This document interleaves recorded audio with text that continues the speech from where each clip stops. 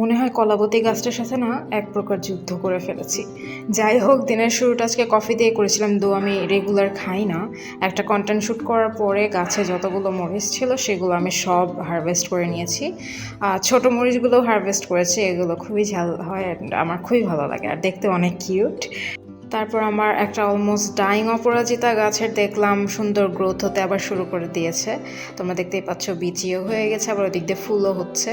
আবার আরেকটা কন্টেন্টের কাজ করে আমি আমার বিড়ালকে চেক ইন করতে গেছিলাম, দেখলাম যে ঘুমাচ্ছে। অ্যান্ড কেন আমি বললাম যে গাছের সাথে যুদ্ধ করেছি, তোমরা ক্লিপে শুনতে পাবা যে আমি কীরকম বাড়ি দিয়ে দিয়ে গাছটাকে তার আগের পর থেকে বের করছি।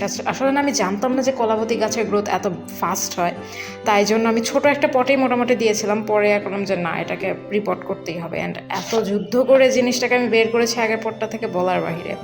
ছোট ক্লিপে দেখাচ্ছি, বাট আমি অনেকক্ষণ ধরে আর কি যুদ্ধটা করেছি। পানি দেওয়ার পরে আমি কিছু না সিমের বীজও লাগিয়েছি, যেটা আমি কিচেন মেকওভারে যে জায়গায় আমি গাছপালাগুলো রেখেছিলাম সেই জায়গায় রেখে দিয়েছি। আবার এইগুলোকেও তো পানি দিতে হবে, সবগুলোকে পানি পর্যাপ্ত পরিমাণে দিয়ে বিকালের দিকে না আমার খুব ক্রেভিং হচ্ছিল যে কিছু একটা খাবো। তখন মনে হলো যে আচ্ছা মোগলাই বানায়। খুব একটা টাইম লাগেনি বানাতে, অ্যান্ড খেতে অসাধারণ হয়েছিল। যদিও মোগলাই অলমোস্ট ডুবো তেলে ভাজে, বাট আমি একটু না কম তেল দিয়েই করেছি।